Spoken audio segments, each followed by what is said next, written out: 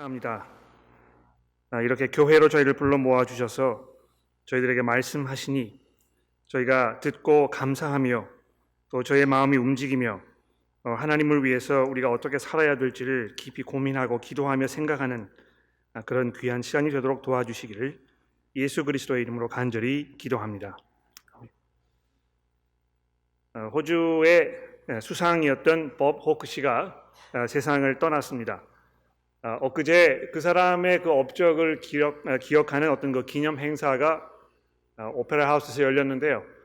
거기에서 그 모인 사람들과 또 이 법 호크에 대해서 사람들이 그 연상한 어떤 그 연설 내용들이나 이런 걸 제가 돌아보면서 여러 가지를 생각해 보게 되었었습니다. 근데 이 법 호크 씨는 아마 호주 역사상 가장 많은 어떤 그 사회적 개혁 또 이 변화 이런 것들을 주도적으로 이끌어 나아갔던 굉장히 영향력 있는 그런 수상이었습니다만 아마 모든 사람들의 기억 속에는 이 법 호크라는 사람의 그 이미지가 많은 사람들 앞에서 이 잔에 가득 채워져 있는 맥주를 한꺼번에 들이마시는 아마 그 모습으로 영원히 기억되지 않을까 이렇게 생각합니다. 이 크리켓 경기장에 수많은 관중이 모여 있었는데 이 법 호크 씨가 이 그 귀빈석에 이렇게 있다가 거기에서 모여 있는 이 남자들이 법 호크 씨를 보고 큰 잔에다가 맥주를 딱 주었더니 그 사람이 그 자리에서 이것을 한꺼번에 들이키는 그 장면을 이 온 그 호주 국민들이 이 텔레비를 통해서 보면서 환호하고 야, 참 가장 호주인다운 그러한 그 모습을 가졌던 그런 수상이 아닌가 이렇게 생각하는 것을 제가 보게 되었던 것입니다. 아마 이 법 호크 씨의 그 영광은 바로 그 장면, 모든 사람들과 쉽게 소통할 수 있고 사람들의 어떤 그 관심과 이런 거를 끌어낼 수 있었던 그 사람의 그 모습이 아닌가 이렇게 생각이 되는 것입니다. 결국 그 사람의 그 행동, 어떤 그 가장 기억에 남는 그 일, 이것이 이 법 호크 씨의 그 영광, 그것이 된 것이라는 것입니다. 주중에 제가 알고 지내는 동료 목사 중에 한 분이 아버지 상을 당하였습니다. 그분이 그 페이스북에다가 자기 아버지를 그 회상하는 그런 글을 이렇게 올려놓았던 것을 제가 읽어보았는데요.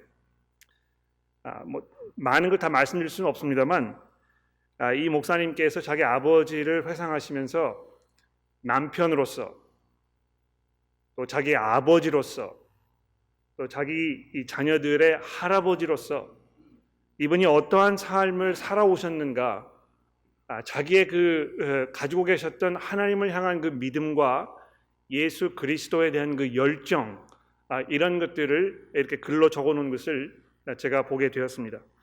그러면서 자기 아버지만큼 예수 그리스도의 이 복음의 소망 가운데 살아갔던 사람을 자기가 찾아볼 수 없다 하는 그 목사님의 이 글을 제가 읽으면서 과연 우리의 영광은 무엇이 될 것인가?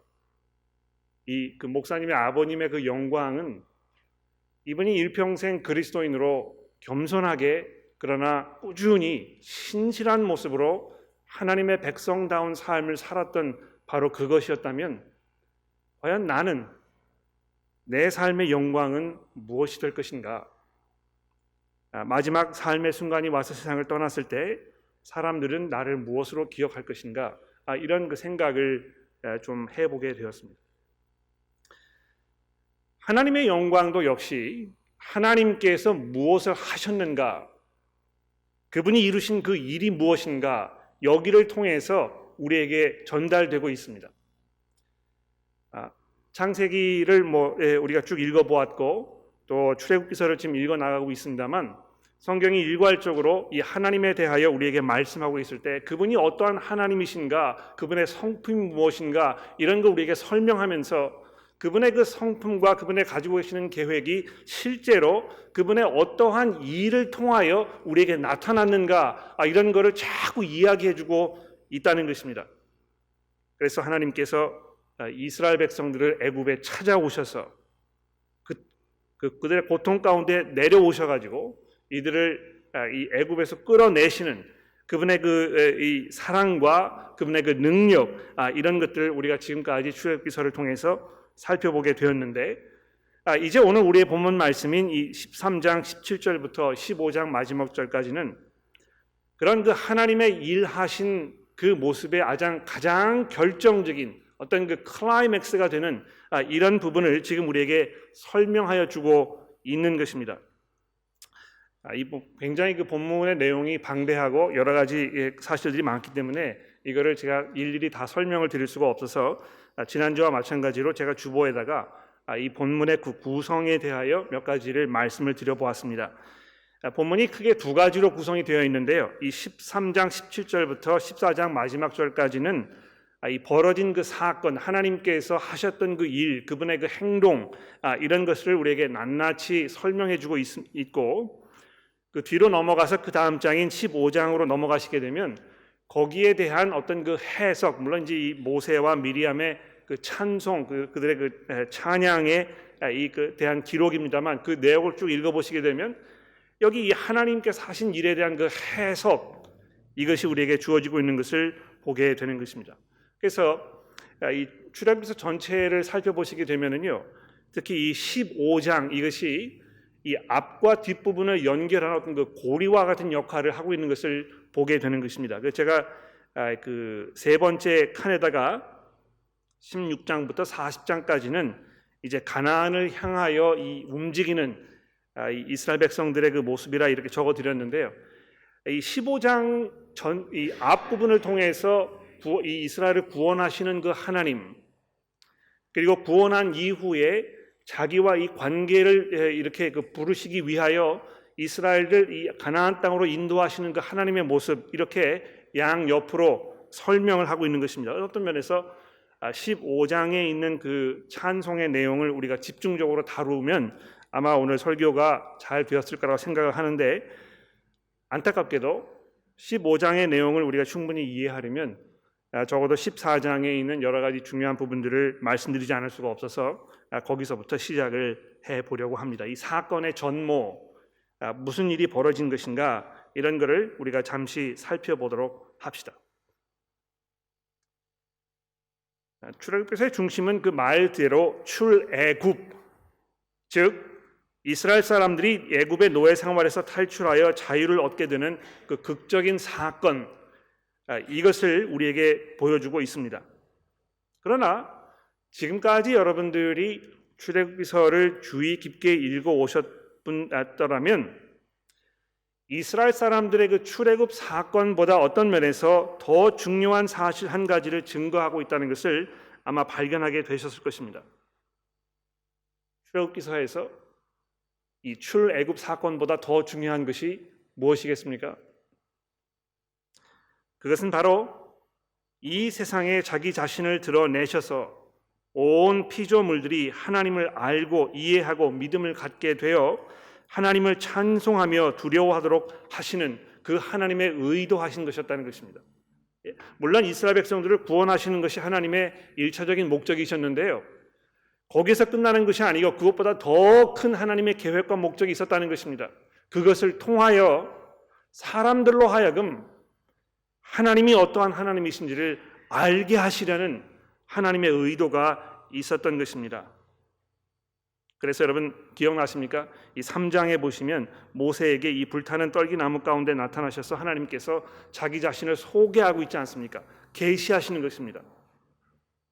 자기의 이름을 설명하시면서 과거에 아브라함과 이삭과 야곱의 하나님이라고, 내가 과거에 했던 그 약속을 잊지 않는 하나님이라고 설명하시면서 앞으로 벌어질 일들을 통해서 내가 어떠한 존재인지를 내가 알게 할 것이라고 이렇게 말씀하셨던 것을 보게 됩니다. 그러나 반면에 바로는 어떻게 했습니까? 바로가 5장 2절에서 이렇게 말씀하신 거 기억나시죠? 여호와가 누구이기에 내가 그의 목소리를 듣고 이스라엘을 내보내겠느냐? 나는 여호와를 알지 못하니 이스라엘을 보내지 아니하리라. 그러니까 이 하나님의 그 의도하신 것과 이 바로의 이 마음의 생각이 지금 정면 충돌하고 있는 것을 볼 수 있습니다. 바로 거기에서 이 출애굽기서의 가장 핵심적인 그런 내용이 지금 우리에게 던져지고 있는 것입니다. 하나님께서는 자기 자신을 드러내시고 사람들로 하여금 알도록 하기 원하셨고, 바로는 그것을 무시하면서 나는 여호와를 알지 못한다, 그가 나와 무슨 상관이 있느냐, 나는 그의 말을 듣지 않을 것이다, 이렇게 고집으로 일관하는 그의 모습을 보여주고 있는 것입니다. 자신을 드러내시려는 하나님, 그래서 온 세상으로 하여금 하나님을 믿고 두려워하며 그분의 다스림 아래로 들어오시도록 하시려는, 즉 더 이상 이 세상이 하나님을 향한 무지와 어리석음 그리고 반역 가운데 허우적거리면서 죄와 사망의 구렁텅이에서 빠져나와 하나님의 은혜 안으로 들어오시게 하려고 하는 이 하나님의 그 은혜에 가득 찬 계획을 지금 우리에게 선포하고 있다는 것입니다. 그래서 하나님께서 애굽에서 10가지 재앙을 쏟아 부으시면서 계속해서 애굽 사람들에게 자신의 하나님 되심을 알게 할 것이다, 이렇게 말씀하셨다는 것이죠. 여러분 그 기억나십니까? 이 7장 5절로 돌아가 보시게 되면 하나님께서 이렇게 말씀하십니다. 내가 내 손을 애굽 위에 펴서 이스라엘 자손을 그 땅에서 인도하여 낼 때야 애굽 사람들이 나를 여호와인 줄 알게 될 것이다. 그런데 이와 같은 말씀을요, 하나님께서 수도 없이 출애굽기서에서 하고 계시는 것을 우리가 목격하였습니다. 내가 이것을 통하여 내가 이스라엘 백성들을 구원하여 낼 때, 내가 이 애굽 사람들의 사람들에게 심판을 내릴 때 비로소 내가 여호와인 줄을 사람들이 알게 될 것이다. 얼마나 하나님께서 자기 자신을 나타내기 원하셨고, 사람들이 하나님을 알기를 원하셨고, 그래서 그분의 그 다스림 가운데 들어오기를 원하셨는지 우리가 이 출애굽기서를 통해서 알게 되는 것입니다. 그러한 그 하나님의 마음이 오늘 본문 말씀에 이렇게 나타나고 있군요. 13장 17절 말씀에 보십시오. 하나님께서 이스라엘 사람들을 귀하게 여기셔서 얼마나 그들을 돌아보셨는지, 이들을 그 가나안 땅으로 데리고 가시는데 전쟁을 피하여 안전한 길로 가시도록 광야로 이들을 이끄셨다, 이렇게 이야기하고 있습니다. 또 13장 21절 22절 말씀은 밤낮으로 이스라엘 곁을 떠나지 않으시는 하나님의 모습을 설명합니다. 앞에 가시면서 그들의 길을 인도하시면서 마치 목자가 양을 이끄시는 것처럼 이 불기둥과 구름기둥으로 이스라엘 백성들을 광야에서 인도하시는 그 하나님의 모습이 우리에게 주어지고 있는데, 얼마나 그 값을 치르고 사신 그 백성을 귀하게 여기셨는지, 그들을 아끼며 돌보시고 이 보호하시는 그 인자하고 은혜가 풍성하신 이 하나님의 모습을 우리가 보게 되는 것입니다. 그런데 본문은 이 하나님의 은혜와 사랑과 같은 그 긍정적인 부분에 대하여만 말씀하지 않고 그의 그 이면, 그 반대편, 즉 하나님의 이 진노하심과 심판에 대하여도 말씀하고 있습니다. 이것이 어떤 사람들에게는 굉장히 듣기 거북한 그런 말씀임에 분명합니다. 하나님께서 인자하시고 긍휼이 풍성하신 그런 분이시라는 이런 긍정적인 부분에 대해서 이야기하면 아무도 기분 나빠하실 분들이 아마 없을 거예요. 야, 하나님이 그런 분이야? 괜찮았고 뭐 좋은 하나님이시네, 이렇게 사람들이 생각할 것입니다.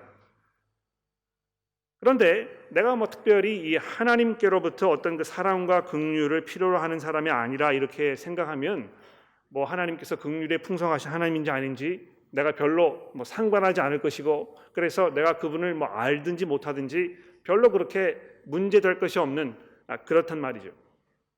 그러니까 여러분, 이 하나님의 사랑에 대하여 우리가 많이 계속해서 이야기하면 이 듣는 사람들이 야, 참 하나님 좋은 분이구나, 그래서 믿음이 생기고 하나님께 돌아설 것이라고 이렇게 짐작을 합니다.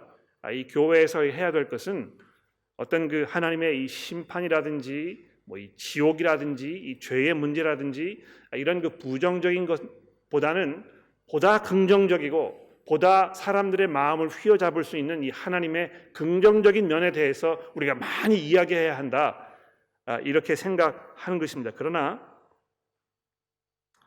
하나님께서는 사랑하시는 대상이 있음과 동시에 심판하시려는 대상이 있다는 점을 우리가 주목하지 않을 수 없는 것입니다. 특히 오늘 본문 말씀인 이 14장 4절과 이 17절, 18절의 말씀을 우리가 좀 주목해 볼 필요가 있겠습니다.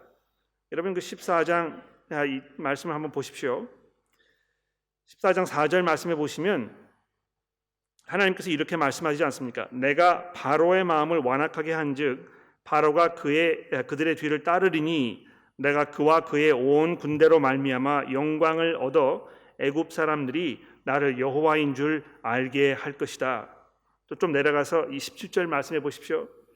내가 애굽 사람들의 마음을 완악하게 할 것인즉 그들이 그의 뒤를 따라 들어갈 것이라.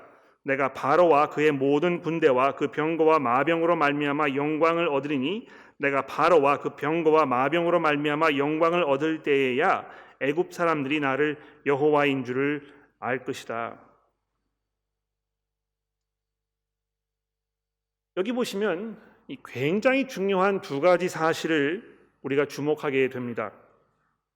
첫째는 하나님께서 바로와 애굽 사람들의 마음을 완악하게 하셨다는 것입니다. 굉장히 중요한 사실인 것 같아요. 그렇죠? 하나님께서 의도적으로 바로와 애굽 사람들의 마음을 완악하게 아주 단단하게 이 마음이 변하지 않도록 그래서 더더욱 하나님을 향하여 반역하고 그분의 말씀을 듣지 않으려는 이런 마음을 갖게 만드셨다고 이렇게 이야기하는 부분입니다. 이것을 두고 어떤 분들은 혹시 이거 하나님이 어떻게 이러실 수가 있느냐 이렇게 항의를 하고 싶은 분이 있을지 모르겠습니다. 이 바로가 너무 불쌍하지 않느냐. 마치 하나님께서 바로의 의지와는 무관하게 그를 로봇과 같이 조종하고 움직이시니 바로에게는 아무런 책임이 없는 것이 아닌가 이렇게 항의를 하는 것입니다. 그러나 지금까지 출애굽기서의 말씀을 신중하고 주의 깊게 읽어오신 분들이라면 이 출애굽기서가 바로의 마음 상태에 대해서 어떨 때는 하나님께서 그의 마음을 완악하게 하셨다고 하고 또 어떨 때는 바로가 자기의 마음을 스스로 완악하게 하였다고 하기도 하고 또 어떤 경우에는 하나님이나 바로의 책임에 대한 어떤 설명이 없이 그저 바로의 마음이 완악하여졌다 이렇게 설명한 사실들을 아마 기억하실 것입니다. 즉 출애굽기서가 이 바로의 완악한 마음의 책임을 일방적으로 하나님께 두고 있지 않다는 것입니다. 분명히 하나님께서 바로의 마음을 완악하게 하셨습니다. 이거 피할 수 없는 그런 사실인 것 같아요. 근데 동시에 바로는요 자기 스스로 그 길을 선택했다는 것입니다.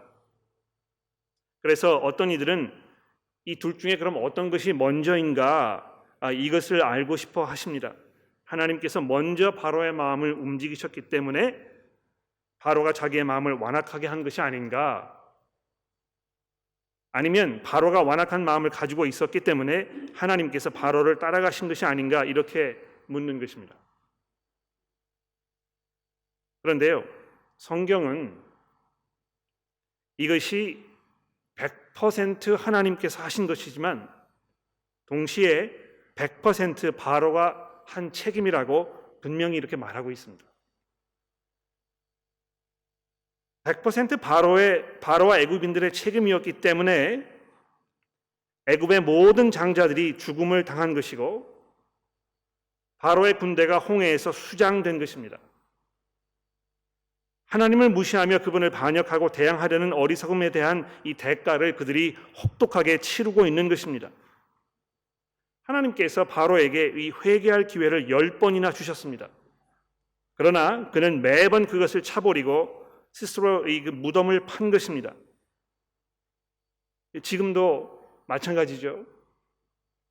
하나님께서 모든 사람들이 회개에 이르기를 원하시면서 사람들에게 이 기회를 주고 계신다고 베드로후서 3장 9절이 말씀하고 있습니다.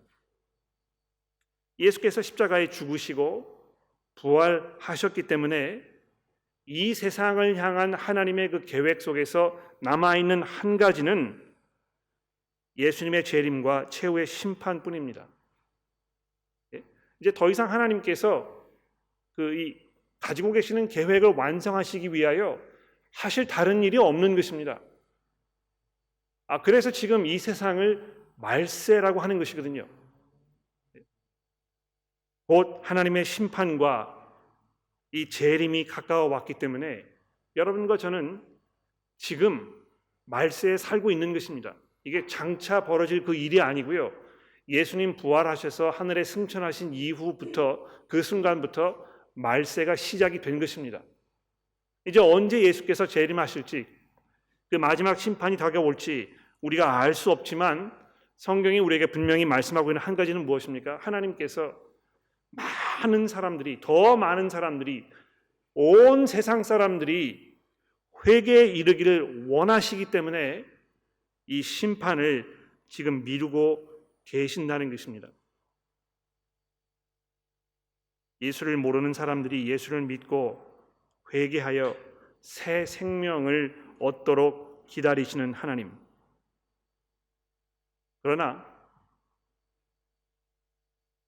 그럼에도 불구하고 끝까지 고집을 저버리지 않을 때에 사람들은 하나님의 진노하심을 피할 수 없게 될 것입니다. 그날이 분명히 오게 될 것입니다. 하나님의 그 오래 참으심이 영원히 계속되지 않을 것이라는 것입니다.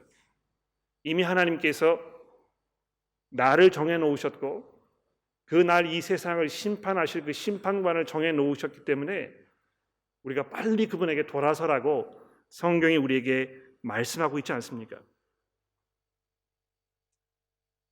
혹시 이 자리에 아직 예수를 구주로 고백하지 못한 분이 계시다면 여러분들께서 이 하나님의 마음을 좀 이해하셨으면 좋겠습니다. 설교를 하는 제 마음도 여러분들이 곧 회개하기를 소원하는 것입니다.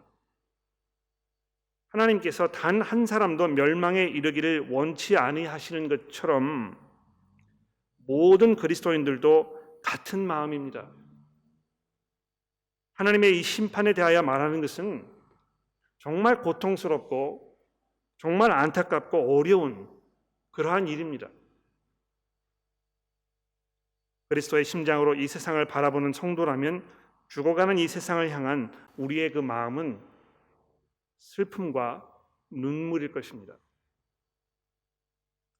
이 자리에서 아직 예수를 모르시는 분들이 계시다면 이 성경이 말씀하고 있는 이 하나님의 마음, 또 그 하나님의 관점으로 세상을 바라보고 있는 이 그리스도인들의 그 마음을 이해하실 수 있으면 참 좋겠습니다.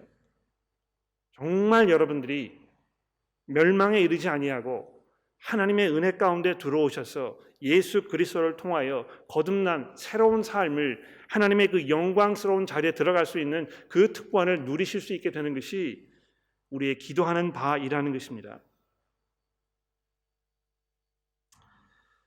자, 근데 이 14장 4절과 17절 18절의 말씀이 우리에게 던져주는 이 두 번째 중요한 사실은요, 하나님께서 바로의 마음을 완악하게 하여 그의 군대가 이스라엘을 추격하고 결국에는 이 홍해에 수장당하는 그 사건을 통하여 하나님께서 자기의 영광을 드러내실 것이라는 것입니다.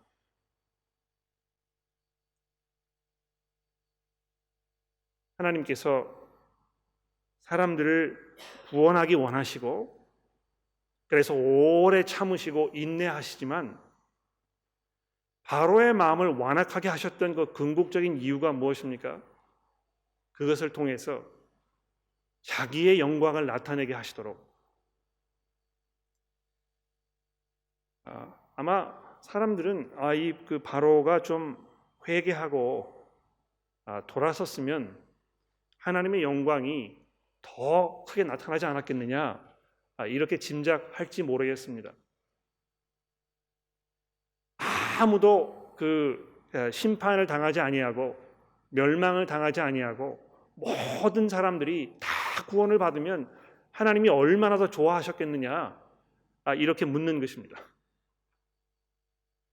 그런데 여러분, 성경은요 하나님께서 원하시는 것,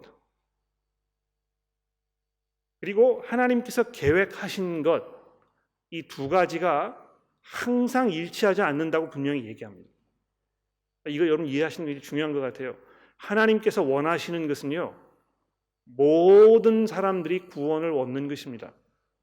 한 사람도 멸망하지 아니하고 회개하여 구원에 이르도록 하는 것이 하나님의 그 열정이고 하나님의 마음이십니다만, 우리가 알 수 없는 어떤 이유 때문에 하나님의 계획은 이 하나님의 마음과 동일하지 않다는 것입니다.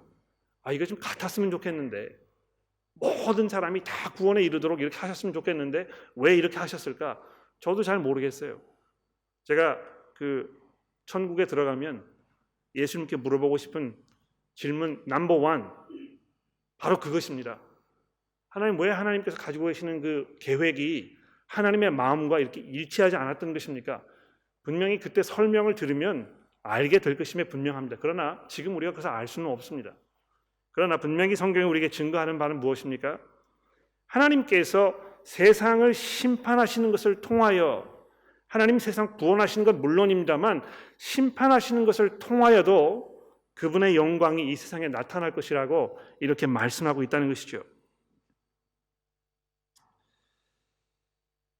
사람들은 결국 자기의 무지와 자기의 그 어리석음과 자기의 그 반역하는 모습을 통하여 하나님의 진노의 자녀가 되었다고 성경이 우리에게 말씀하고 있습니다. 이것은 그 바로와 애굽 사람들만의 문제가 아니고요, 아담 이후에 이 세상을 살았던 모든 사람들의 공통된 문제입니다. 모든 사람들이 하나님의 진노의 대상으로 이 땅에 태어나는 것입니다. 이미 본질적으로 하나님의 그 진노를 당해 마땅한 그런 사람으로 이 세상에 태어난다는 것입니다. 대부분의 사람들은 인간이 태어날 때 선하게 태어나지만 이 삶을 경험하면서 환경에 의해서 악을 접하게 되어 후천적으로 악하게 변해간다, 이렇게 믿습니다. 물론 어떤 사람들은 인간이 태어날 때 악하지도 않고 선하지도 않고 어떤 그 중립으로 태어나지만 이렇게 생각하시는 분도 있습니다. 그러나 어쨌든지 간에 한 사람의 그 지금 그 사람됨, 그분의 그 모습은 태어난 이후에 그 사람의 삶에 일어난 일들과 그 사람의 환경에 의해서 결정된다고 믿는 것입니다. 그러나 성경은 분명하게 이와 정반대되는 사실을 말씀하고 있습니다. 인간은 태어날 때부터 이미 하나님을 등지고 반역하며 자기 스스로 하나님께는 돌이킬 수 없는 그런 존재로 태어난다고 성경이 분명히 말씀하고 있는 것입니다. 그래서 바로도 마찬가지고요, 애굽에 살던 모든 사람도 마찬가지고요, 이스라엘 백성도 마찬가지고요, 여러분과 저도 마찬가지입니다만 우리가 태어날 때 우리가 가지고 있는 그 본성은요, 하나님의 심판을 면할 수가 없는 그런 존재라는 것입니다. 아무도 구원받을 만한 자격이 없는 것입니다. 그래서 내가 이 심판을 받을 때에 하나님 왜 나를 심판하시느냐고 이렇게 이 항의를 할 어떤 근거가 없다는 것입니다. 그러나 하나님께서 어떠한 영문이신지 그분의 그 은혜 가운데에서, 전적으로 그분의 은혜 가운데에서 어떤 사람들을 용서하시고 구원하시기로 작정하셨다는 것입니다. 바로 그것이 성경이 이야기하는 이 예정론입니다. 그렇죠? 아무도 하나님의 은혜를 받을 만한 자격이 없습니다.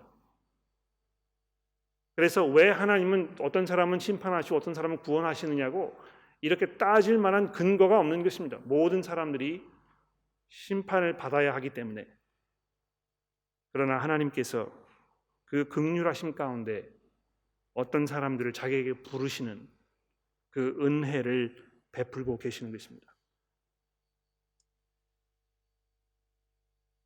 그런 하나님의 은혜에도 불구하고요, 오늘 본문 말씀이 이스라엘의 이 불신에 대하여 우리에게 얘기합니다.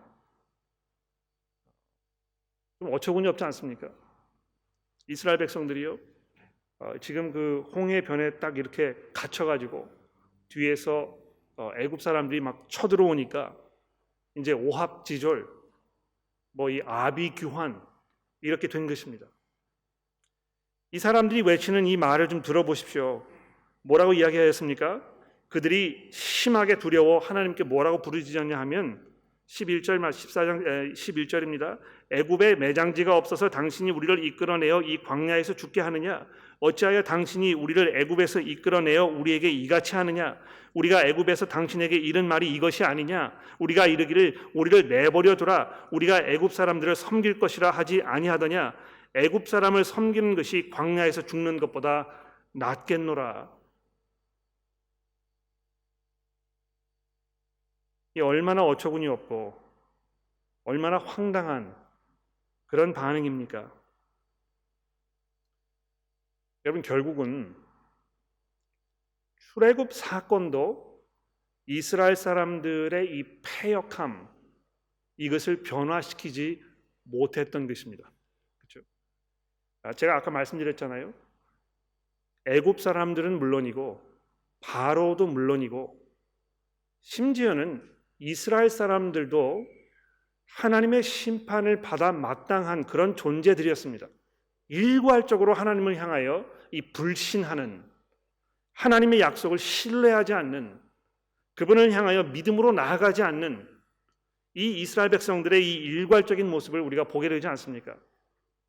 이것이 이 요셉과 얼마나 대조되는지 한번 보십시오. 여러분, 그 13장으로 돌아가 보시게 되면 이 애굽의 그 요셉의 사건에 대해서 간략하게 우리에게 이렇게 이야기하는데요. 요셉이 이렇게 이야기하였습니다. 하나님이 반드시 너희를 찾아오시리니 너희는 내 유고를 여기서 가지고 나가라. 이 요셉의 마지막 유언입니다. 근데 이 유언이 우리가 아는 대로 창세기 50장에 있는 그 말을 지금 인용하고 있는 것인데, 창세기 50장 24절, 25절 여기 넘어가 보시게 되면 요셉이 이제 뭐라고 이야기하는지 좀 더 이렇게 자세하게 우리가 얘기하고 있죠. 들어보십시오. 요셉이 그의 형제에게 이르되 나는 죽을 것이나 하나님이 당신들을 돌아보시고 당신들을 이 땅에서 인도하여 내사 아브라함과 이삭과 야곱에게 맹세하신 땅에 이르게 하시리라 하고, 요셉이 또 이스라엘 자손에게 맹세하여 이르기를 하나님이 반드시 당신들을 돌아보시리니 당신들은 여기서 내 해골을 메고 올라가겠다 하라 하였더라. 여러분, 이 요셉은요, 일괄적으로 하나님을 향한 그 믿음 가운데 살았던 것입니다. 내 이 최종 종착지가 여기가 아니고 하나님께서 아브라함과 야곱과 이삭에게 약속하셨던 그 약속의 땅이라는 사실을 알고 있었기 때문에 죽는 순간에도 그 믿음을 저버리지 않은 것입니다. 내 해골을 파가지고 나를 그쪽으로 옮겨가라. 이것이 이 이스라엘 사람들의 이 불신하는 마음과 얼마나 대조가 되는 것입니까? 결국은 출애굽 사건과 같은 이 엄청난 하나님의 그 능력의 사건도 이스라엘 백성들의 마음을 변화시키지 못했던 것입니다. 이것은요, 결국 이 출애굽 사건보다 더 큰 사건,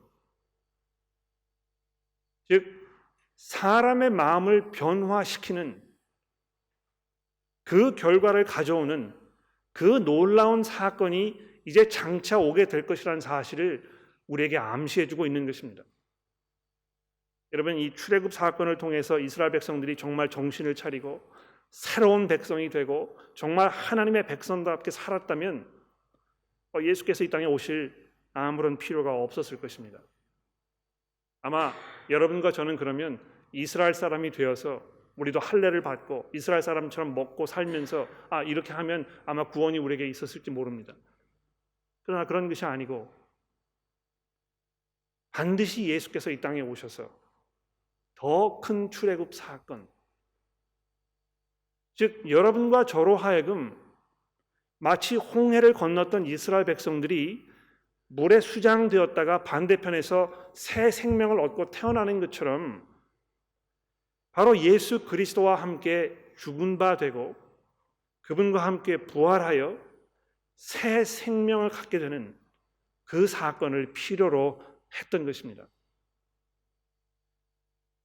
여러분, 이 하나님의 백성이 되는 것은요, 그저 추상적으로 하나님이 계신다는 것, 하나님이 창조주시라는 것, 또 하나님께서 내 삶을 지금 뭐 이렇게 주관하고 계신다는 것, 거기에 대한 고백만으로 충분하지 않습니다. 이스라엘 백성들도 뭐 그 사실을 알고 있었단 말이죠. 바로도 그것을 알았습니다. 하나님이 계신다는 것도 바로가 알았고요. 바로 하나님께서 얼마나 큰 능력이 있는 하나님이시라는 것도 바로가 이 몸속 이 경험을 통해서 이제 고백할 수 있게 되었던 것입니다. 그러나 결국에 그는요, 믿음으로 하나님 앞에 나아가지 않은 것입니다. 자기의 마음이 변화되지 아니하고 전적으로 하나님 앞에 항복하는 이런 모습을 가질 수 없었던 것입니다. 그러한 마음의 변화는 거듭남을 통해서만 우리에게 주어집니다. 여러분, 뭐 오랫동안 교회를 나오셨습니까? 교회의 어떤 문화에 익숙하고 뭐 찬송도 많이 하시고 교회에 많이 봉사하시고 뭐 이렇게 하셨습니까? 그것이 아무런 효력을 발휘하지 못할 것입니다. 왜 그렇습니까? 여러분과 저를 정결하게 하는 것은 오직 예수 그리스도 그분의 피, 그분의 그 십자가의 보혈이기 때문입니다. 내가 그분과 함께 죽지 아니하고 내가 그분과 함께 거듭나지 아니하면 그 무엇도 우리를 하나님 앞에 온전히 나아갈 수 없게 하신다는 사실을 우리가 이해하여야 할 것입니다. 결론을 좀 내리도록 하겠습니다. 모세와 미리암의 이 찬송을 보게 되면 거기 이제 몇 가지 우리가 생각해야 될 사실들이 있는데요. 첫 번째는 그런 하나님의 이 엄청난 그 은혜, 거기에 대해서 사람들이 찬송하고 있다는 것입니다. 근데 이 모세의 그 찬송을 우리가 이렇게 들여다보게 되면 거기 그 두 가지 내용이 있는 것 같아요. 하나는 그 사람들에게 하나님께서 무엇을 하셨는지 지금 설명하고 있는 것입니다. 그러니까 그 모세 노래의 그 앞부분에 보시면 하나님을 향해서 지금 찬송하고 있는 것이 아니고요, 사람들에게 하나님의 그 명성과 하나님의 그 은혜와 하나님의 능력과 하나님의 그 하나님 되심에 대해서 지금 선포하고 있습니다. 후반부로 넘어가게 되면 이 모세의 찬송이 이제 하나님께 향하고 있는 것을 우리가 볼 수 있습니다. 하나님께서 얼마나 놀라우신 분인가, 하나님의 그 은혜가 얼마나 엄청난 것인가, 이것을 이 기쁨과 감격으로 지금 보여주고 있는 것입니다.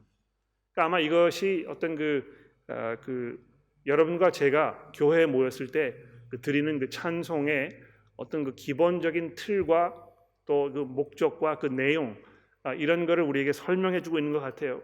찬송이라는 것이 무엇입니까? 그 두 가지 내용이 있잖아요. 우리가 이 하나님을 찬송할 때 하나님의 그 명성에 대해서 선포하는 것입니다. 우리가 서로에게 하나님이 이러한 분이라고, 얼마나 하나님이 좋으신 분인가 우리가 서로 설명하고 또 그것을 듣고 마음이 움직이고, 그래서 거기서 격려를 받고 힘을 얻는 그러한 그 내용이 분명히 우리 가운데 있는 것입니다.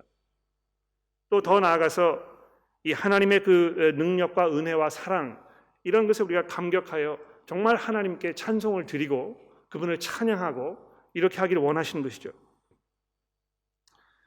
우리가 교회에 모였을 때 이 찬양을 하는 시간이 굉장히 중요한 시간인 것 같아요. 아마 이 그리스도인들이 모인 교회처럼 사람들이 모였을 때 노래를 부르는 그런 그 집단이 별로 없을 것입니다. 절에 가 보십시오. 불교를 믿으시는 분들이 뭐 거기에서 이렇게 그 연보를 외우시긴 합니다만 모든 사람들이 거기에 모여서 찬송을 하지는 않지 않습니까? 뭐 찬불가 뭐 이런 게 있기는 합니다만 아마 그것이 본래 그 불교의 어떤 그 믿음은 아니었을 것입니다. 이슬람 사람들도요, 함께 모였을 때 이 찬송이나 이런 거 하지 않습니다. 그런데 유독 그리스도인들은요, 이 모였을 때에 우리가 찬송하지 않습니까? 왜 그런 것입니까? 이것이 아주 마땅하고 당연한 하나님의 그 은혜와 하나님의 하나님 되심에 대한 이 마땅한 그 반응이기 때문에 그런 것입니다. 여러분, 이제 잠시 후에 우리가 찬송을 부를 텐데요. 제가 가끔 그런 이야기를 듣습니다. 이 교회에서 찬송을 부를 때 완전히 입을 이렇게 딱 봉하시고 어떻게 해서든지 간에 찬송을 하지 않으시는 분들이 계신다. 그런 그 안타까운 이야기를 제가 들었어요. 뭐 여러 가지 이유가 있을 수 있다고 생각을 합니다만, 여러분 뭐 이 노래를 잘 못하시면 그냥 음정과 박자가 틀려도 괜찮습니다. 기쁜 마음으로, 감격한 마음으로 찬송을 하는 것이 우리 그리스도인들이 가져야 할 마땅한 반응인데요. 이거는 뭐 그 앞에서 그렇게 하라 이렇게 해서 될 일이 아니라고 생각합니다. 아마 찬양 소리가 이렇게 우렁차거나 또 그 찬송을 하시는 분들의 이 얼굴에 어떤 기쁨이나 감격의 표현이 없다면 바로 그것은 이 회중의 신앙 상태를 말하고 있는 것입니다. 정말 복음 가운데 있고 이 하나님의 은혜 가운데 있는 성도들이 모인 곳이라면 아마 이 주체할 수 없는 어떤 그 기쁨과 감격과 감사가 찬송을 통하여 드러나게 될 것입니다. 두 번째로 이 찬송의 내용을 보시게 되면 특별히 이 하나님의 심판에 대하여 찬송하고 있다는 것입니다. 이게 놀라운 사실인 것 같아요. 하나님의 그 은혜와 하나님의 사랑과 이런 것에 대해서 찬송하는 것이 당연합니다만 이 본문 말씀을 보게 되면 하나님의 백성들이요 하나님의 그 적들을 향해서 쏟아부으신 그 하나님의 심판을 보면서 하나님을 찬송하고 있다는 것입니다. 어떤 면에서 이것은 우리가 지금은 좀 이해하기 어려운 일일 수 있을 것 같아요. 그런데 마지막 심판 날이 되었을 때 예수 그리스도께서 재림하여 이 땅에 오셨을 때 그래서 우리가 그분 편에 섰을 때 그분 편에 서지 않은 그 모든 사람들을 바라보면서 우리가 하나님을 찬송하게 될 것이라는 것입니다. 이 어린 양 그분의 그 능력과 그분의 그 권세를 우리가 찬송하게 될 것이라는 것입니다. 그런데 여러분 그 순간이 오기 이전에요. 하나님의 그 심판을 우리가 찬송하는 그 순간이 오기 이전에 지금 그 하나님의 심판 가운데 있는 사람들을 우리가 바라보면서 정말 기도하고 애통해하고 그들을 찾아가고 기회 있는 대로 그들을 설득하고 이렇게 해야 되지 않겠습니까? 그러나 그러한 우리의 애통과 안타까움과 이런 모든 것들이 끝나고 하나님의 정의롭고 공의로운 그 심판을 우리 모두가 감격과 기쁜 마음으로 찬송하게 될 그 날이 오게 될 것입니다. 마지막으로 오늘 본문 말씀의 이 맨 마지막 부분에 보게 되면 이런 말씀이 있는데요. 이 굉장히 중요한 부분이기 때문에 제가 잠깐 설명을 드리고 정리를 해보도록 하겠습니다. 이 15장 13절 말씀 이하로 내려가 보시게 되면 이런 말씀이 있습니다. 주께서 인자하심으로 주께 구속받은 백성을 인도하시되 주의 힘으로 그들을 주의 거룩한 처소에 들어가게 하시나이다. 여러 나라가 듣고 떨며 블레셋 주민이 두려움에 잡히며 에돔 두령들이 놀라고 모압 영웅들이 떨림에 잡히며 가나안 주민들이 다 낙담하나이다. 놀람과 두려움이 그들에게 임함에 주의 팔이 크므로 그들이 돌같이 침묵하여 싸우니 여호와여 주의 백성이 통과하기까지 곧 주께서 사신 백성이 통과하기까지 하였나이다. 주께서 백성을 인도하사 그들을 주의 기업의 산에 심으시리이다. 여호와여 이는 주의 처소를 삼으시려고 예비하신 것이라. 주여 이것이 주의 손으로 세우신 성소로서이다. 여호와께서 영원 무궁하도록 다스리시는도다. 자, 이렇게 하면서 이 노래가 이제 이 결론을 짓고 있는데요. 이 굉장히 절묘한 그 결론인 것 같아요.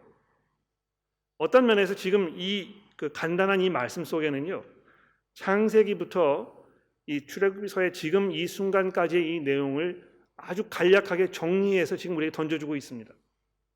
지금 하나님께서 이 출애굽 사건을 통하여 무엇을 하려고 하신 것인가를 우리에게 아주 간략하게 말씀해 주고 있다는 것입니다. 주께서 구속하신 백성이, 자기가 이 핏값을 주고 사신 이 하나님의 백성들이 출애굽하여 하나님께서 만들어 놓으신, 예비해 놓으신 그 거룩한 그 기업에 들어가여, 가나안 땅을 얘기하는 것이겠죠. 거기에 들어가서 영원 무궁한 하나님의 그 다스림 가운데 살게 되는, 바로 이 하나님의 그 왕국에 대하여 지금 찬송하고 있는 것입니다. 바로 이것이 하나님의 계획이며 하나님의 목적이고, 바로 이것이 구약 성경이 우리에게 던져주고 있는 장차 예수 그리스도를 통하여 여러분과 제가 누리게 될 그 구원의 은혜에 대한 어떤 이 암시인 것입니다. 그렇죠? 그리스도를 통하여 우리가 구속받지 않았습니까? 그래서 이제 이 교회로, 이 하나님의 그 거룩한 백성들이 모여있는 그곳으로 우리를 인도하시며 궁극적으로 이 천국에서 하나님의 그 영원한 다스림 가운데 그리스도와 함께 살도록 이렇게 하는 것이 하나님의 계획이요 목적입니다. 우리가 오늘 이 출애굽기서 14장과 15장의 말씀을 통해서 하나님의 그 영광이 그분의 그 하신 그 일을 통하여 우리에게 드러난다고 고백하였는데, 이제 잠시 우리가 후에 일어나서 부르게 될 이 찬송, 이것을 통해서 우리의 그 감격과 감사한 마음과 또 기쁨과 이런 것을 정말 마음껏 표현하고 또 서로 나눌 수 있게 되기를 바랍니다. 지존하신 하나님, 이 찬송을 잠시 후에 우리 하겠는데요. 그렇게 하기 전에 제가 잠시 기도하도록 하겠습니다. 하나님 아버지, 감사합니다. 주께서 저희들을 긍휼히 여기셔서 우리를 죄 가운데 멸망하도록 내버려 두지 아니하시고 그리스도의 피값으로 우리를 사시며 하나님의 백성으로 삼아 주셨으니, 주여 저희를 긍휼하게 여기셔서 매일매일의 삶 속에서 하나님의 백성다운 삶을 살도록 저희를 도와주시기를 기도합니다. 저희들에게 믿음을 더하셔서 정말 하나님의 백성다운 삶을 살기 원하는 그런 마음의 변화가 매일매일 일어나도록 도와주시고, 우리가 회개함으로 믿음으로 그리스도 앞에 나아가는 일을 게으르지 않도록 우리 교회가 서로를 돌아보며 격려할 수 있도록 우리를 도와주옵소서. 이제 잠시 후에 우리가 함께 일어나서 하나님의 그 지존하심과 그 영광을 찬송하게 되었사오니, 주여 저희들의 마음을 인도하셔서 정말 우리가 기쁜 마음과 감사한 마음으로 함께 찬송하며 서로를 격려할 수 있도록 도와주옵소서. 우리의 구주이신 예수 그리스도의 이름으로 기도합니다.